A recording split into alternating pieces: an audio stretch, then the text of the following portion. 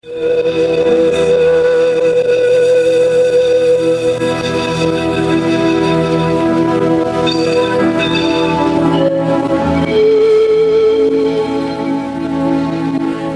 horário, a emissora da Fraternidade Rádio Rio de Janeiro oferta ao seu coração mais um programa Culto Cristão no Ar.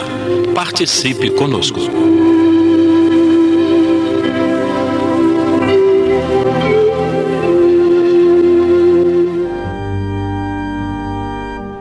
Olá, ouvintes do nosso programa Culto Cristão no Ar.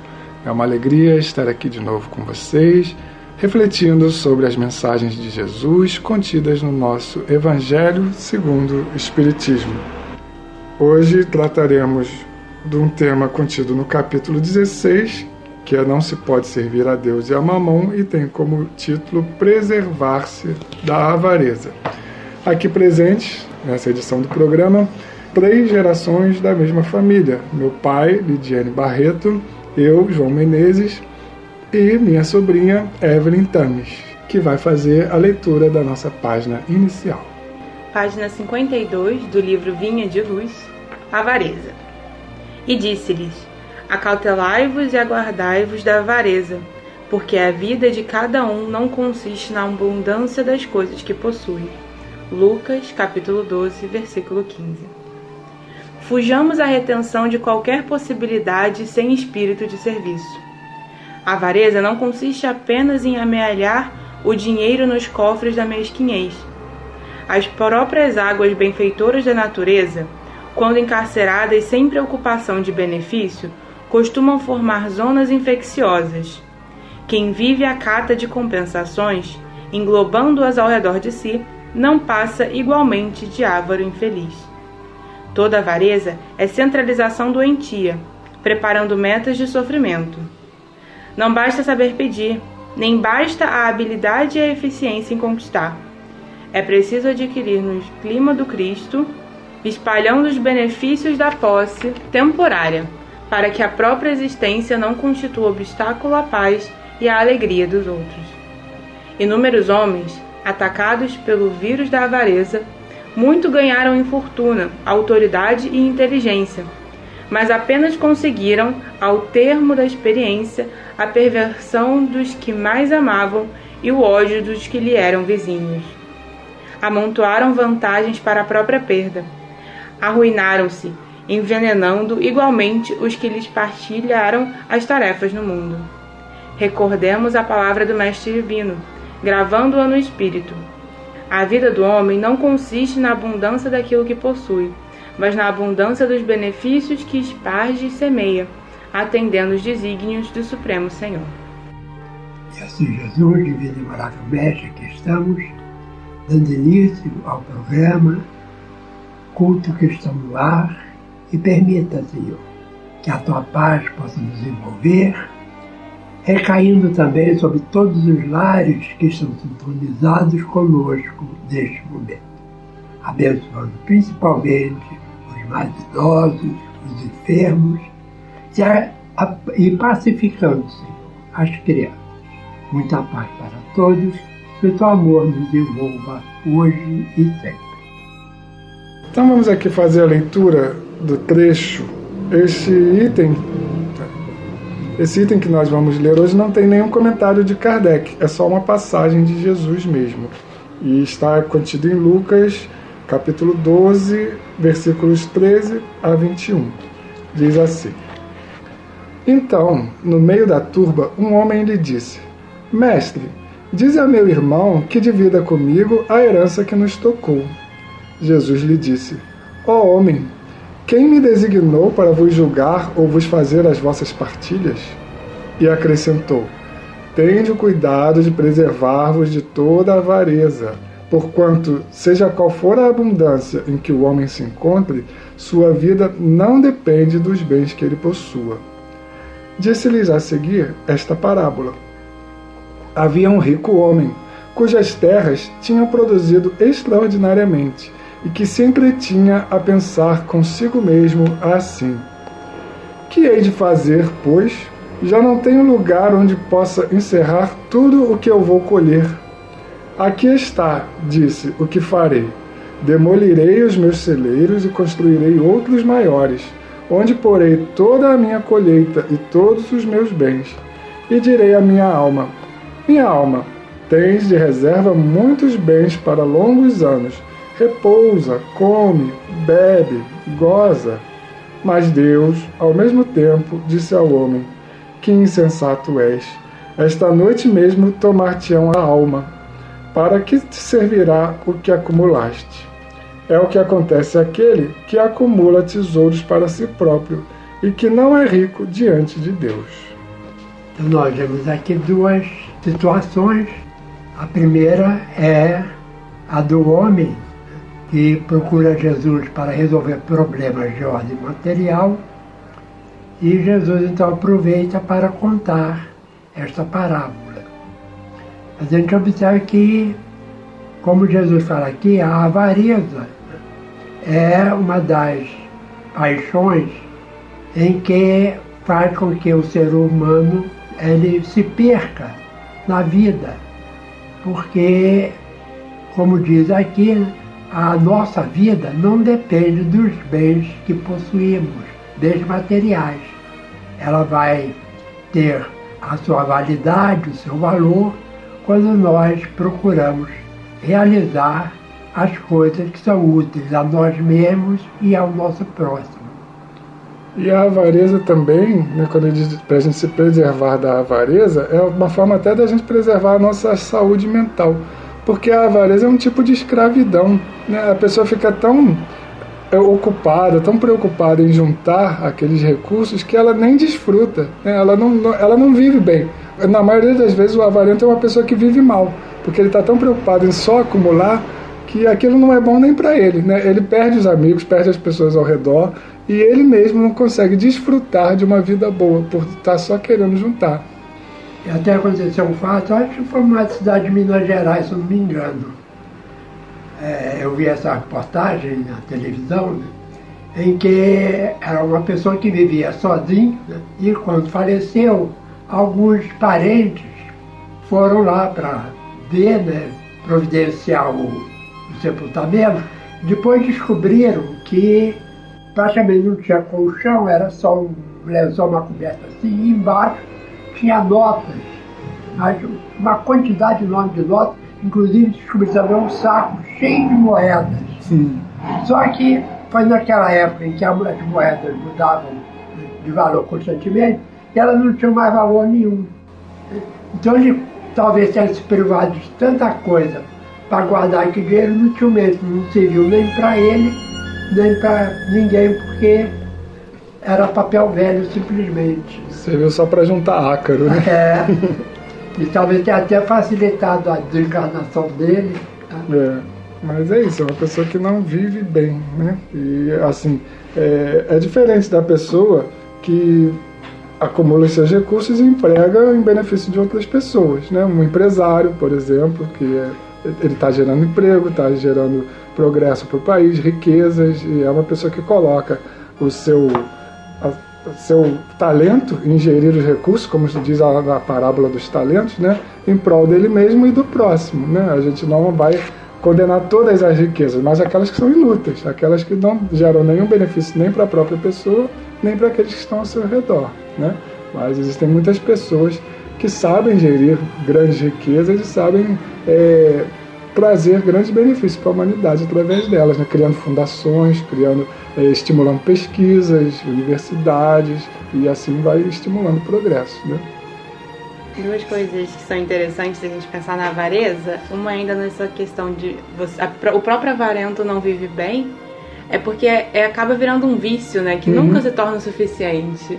Sempre tem algo a mais que você pode conquistar, algo a mais que você pode juntar. E aí é engraçado a gente pensar, às vezes, até ao longo da história, né, em grandes impérios que queriam dominar mais e mais. Isso, em algum ponto, acaba sendo a própria forma como eles declinam. Porque nunca foi suficiente. Então, quer mais território, até que chega um momento em que eles tentam pegar um território que não consegue e acaba perdendo tudo, né? Fica insustentável, né? Fica. E aqui também ele fala, dentro da página que a gente leu, sobre a forma como a gente adquire, né? Que não é só sobre adquirir ou não, mas sobre adquirir no clima do Cristo, que foram as palavras do Vinha de Luz. Então é pensar assim, como que esse dinheiro está vindo para a pessoa também é muito interessante, né? Então, você pode até empregar bem, ter uma boa finalidade, mas eu acho que dentro da ótica cristã a gente não pode pensar que os fins justificam os meios. Com certeza. Então eu vou lá, roubo um monte de dinheiro, mas no fim das contas fiz bem para meia dúzia de pessoas com esse dinheiro, então tá tudo certo? Não é assim, né? É como que esse dinheiro vai sendo conseguido também.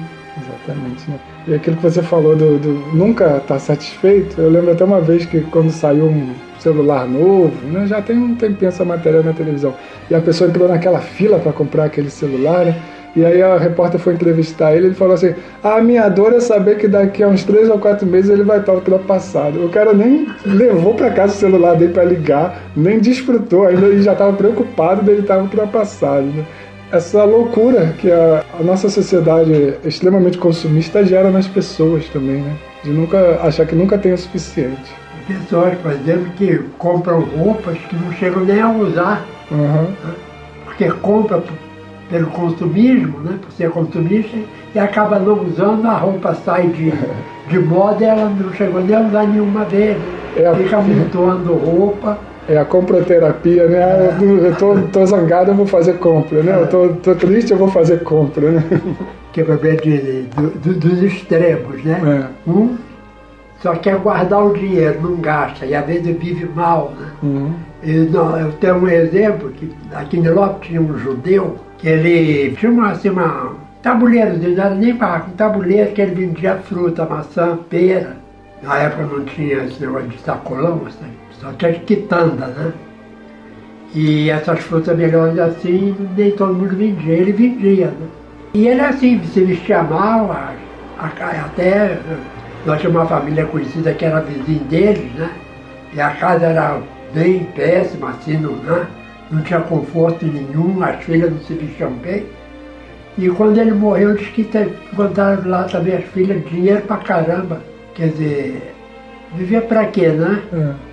Quer ganhar dinheiro pra quê? Pra não gastar? Pra não viver bem? Então, esse tipo de avareza que é talvez a pior ainda, né? Porque a pessoa economiza e às vezes passa dificuldade de alimentação, né? Não dá, no caso dele, não deu instrução direito às filhas, sem finalidade nenhuma, né? Às vezes a pessoa pode pagar um plano de saúde e não paga, né? Aí fica doente, não se trata, porque o tratamento é caro e acaba às vezes abreviando até a própria vida, né? Então o segundo momento da mensagem de Lucas, né, é a parábola que Jesus contou, né? Lembrando aqui, né? Era um homem, era rico, né? E que as suas terras, naquela safra, né? Como diz aqui, produziu extraordinariamente. E ele então pensava consigo mesmo, que hei de fazer, pois já não tenho lugar onde posso enterrar tudo que vou colher. Aí ele consegue uma solução, demolirei todos os meus celeiros e construir outros maiores, onde porei toda a minha colheita e todos os meus bens. Não pensou em vender, em distribuir, né? Só guardar, né? Ainda, né, falando com ele mesmo, ainda diz, né? E direi à minha alma, tens reserva muito bens para longos anos. Repousa, come, bebe, goza. Mas só que esse não era o plano divino, né? E certo dia, né, aí que diz Deus, mas talvez a própria consciência ou o espírito, né? Disse ao homem, que insensato és, esta noite mesmo tomar-te-ei a alma. Para que servirá o que acumulaste? Então, o homem desencarnou e todos aqueles bens que ele acumulou ficou aqui na Terra. Não diz aqui se ele era casado ou não, talvez até, porque tudo indica que ele não tinha família, né? Porque está tudo aqui no singular, não é? Quando ele fala com ele mesmo, né? Repousa, come, bebe e goza, está tudo no singular. Então, aqui ele está falando com ele mesmo. E a gente vê que, né, aí termina Jesus dizendo, é o que acontece àquele que acumula tesouros para si próprio e não é rico diante de Deus. Aí eu lembro de um filme que eu vi, que um rapaz, é uma história verídica até, que ele termina o 2º grau lá nos Estados Unidos e pega um carro e resolve ir até o Alasca de carro e fica lá tendo uma aventura sozinho, né? E acaba morrendo nessa aventura dele, né? Mas o interessante é que ele deixou escrito num papel, nesses prováveis momentos de solidão dele, ele escreveu uma frase: a felicidade só é plena quando é compartilhada, né? E essa é a mensagem que o filme passa, né? O que adiantou ele fazer aquilo tudo, tá lá na solidão do Alasca, no meio do deserto, e não ter com quem compartilhar aquele momento, né? Ele acabou morrendo só. E é isso, né? A avareza faz com que a gente não compartilhe a nossa felicidade. E a felicidade só é plena quando é compartilhada. Quando a gente está no meio de amigos, no meio da família, né? Pode fazer com que essa felicidade seja felicidade para outras pessoas também, né? Não seja só nossa. Porque o ser humano, ele vive em sociedade. É a forma com Deus, tá? E viver em sociedade, até eu sempre, quando eu dava aula, né? Eu dava aula de ciências, a gente, quando chegava naquela parte de zoologia, que eram os insetos, né? Aí eu sempre chamava a atenção dos alunos para a questão das formigas e das abelhas, né? São dois insetos que vivem em sociedade, né? E aí eu lia o significado da palavra sociedade, que era em ecologia, né? Em biologia era a forma de viver em que todos trabalham para o bem comum da coletividade. Aí eu perguntava, vem cá, e nós, seres humanos, vivemos em sociedade? Todos trabalham em benefício de todos? Ou a gente trabalha cada um querendo puxar sempre, como diz, né, a brasa para a sua sardinha, né? Tem muito que aprender ainda com as abelhas, com as formigas, né? Seres considerados seres inferiores da criação, mas que têm essa vida coletiva, né, para nos ensinar. Até eu chamava a atenção das pessoas, já viram formiga saúva, né? Já observaram? Muitos não sabiam dizer que era formiga saúva, porque numa cidade de pedra, de tudo calçado como não tem hoje, né? Aí a gente observava, eu quando era criança, morava num quintal grande que tinha formigueiro. Já veio uma formiga pequenininha, levava uma folha que era 10 vezes maior que ela, né? Ela caía, levantava de novo, pegava a folha, né? E até chegar no formigueiro, né? Mas não, aquela folha não era alimento dela. Ela ia deixar lá no monte para que criasse bolor, porque as formigas, como muita gente erroneamente pensa, formiga não vive de folha, comendo folha ou assim, parte de vegetais. O alimento dela é o bolor criado pelo mofo dentro do formigueiro. Por isso que elas levam tudo que acham para lá para dentro. Exatamente. Tudo que pode apodrecer, como a gente diz, né? Criar o bolor, que é um tipo de fungo, né?